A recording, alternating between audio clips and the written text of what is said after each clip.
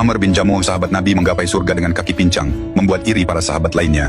Amr bin Jamuh adalah salah seorang pemimpin Yatsrib pada masa jahiliyah. Sebelum masuk Islam, ia menyembah patung yang diberi nama Manat. Namun, tanpa sepengetahuannya, istrinya bernama Hindun dan putra-putranya bernama Mu'awadz, Mu'adz, dan Khalad telah lebih dulu masuk Islam berkat dakwah Mus'ab bin Umair, sang duta Islam. Amr selalu berkata kepada istrinya, "Hai Hindun, jagalah anak-anak dengan baik agar mereka tak bertemu dengan Mus'ab bin Umair." Iya, tapi pernahkah kau mendengar putra kita bercerita tentang pemuda itu? Celaka, apakah Mu'adz telah masuk agama orang itu? Tidak, bukan begitu. Tapi Mu'adz pernah menghadiri majelisnya dan mengingat kata-katanya. Panggillah dia kemari. Mu'adz datang di hadapan ayahnya. Amr berkata, Coba bacakan kata-kata yang pernah diucapkan orang itu. Bapak ingin mendengarnya. kemudian Mu'adz membacakan surah Al-Fatihah. Alangkah bagus dan indahnya kalimat itu. Apakah setiap ucapannya seperti itu? Tanya Amr. Bahkan lebih baik dari itu. Ayah mau berbayat dengannya? Banyak rakyat ayah sudah melakukannya. Kata Mu'adz. Amr terdiam kemudian berkata, Aku tak akan melakukannya sebelum bermusyawarah dengan Manat. Aku akan menunggu pendapatnya. Bagaimana Manat bisa menjawab? Bukankah itu benda mati, tidak bisa berpikir dan tidak bisa berbicara?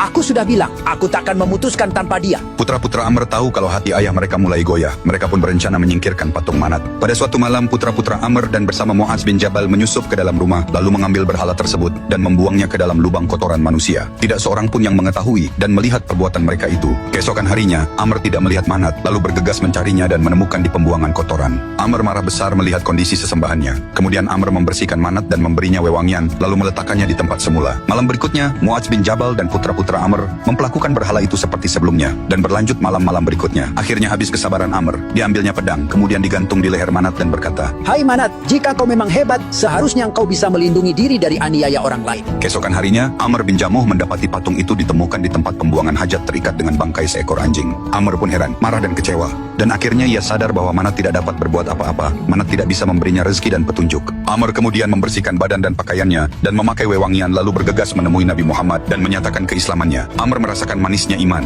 Dia menyesali semua dosa-dosanya. Ketika perang Badar terjadi, Amr ingin bergabung, namun Rasulullah tidak mengizinkannya ikut berperang karena kondisinya yang renta dan kakinya pincang. Namun saat perang Uhud tiba, ia bersikeras ikut serta meski dilarang anak-anaknya. Wahai ayah, engkau sudah tua dan kakimu pincang. Biarkan kami yang berperang untukmu. Amr mendatangi Rasulullah dan berkata, Wahai Rasulullah, anak-anakku melarangku ikut perang. Demi Allah, aku ingin menginjak surga dengan kakiku yang pincang ini. Rasulullah pun akhirnya mengizinkan Amr bin Jamuh ikut dalam perang Uhud. Amr berdoa kepada Allah, Ya Allah, berilah aku kesempatan untuk memperoleh syahid. Jangan kembalikan aku kepada keluargaku. tatkala perang berkecamuk, Amr bin Jamuh berada di barisan paling depan sambil berteriak, Aku ingin surga, aku ingin surga. hingga akhirnya ia gugur sebagai syahid. Ketika melihat mayat Amr, Rasulullah mengabarkan bahwa Amr bin Jamuh dengan kaki pincangnya telah berjalan di surga, dan inilah yang membuat para sahabat iri. Amr bin Jamuh adalah lelaki pincang, tapi lebih cepat masuk surga. Setelah perang berakhir, Rasulullah memerintahkan untuk memakamkan jasadnya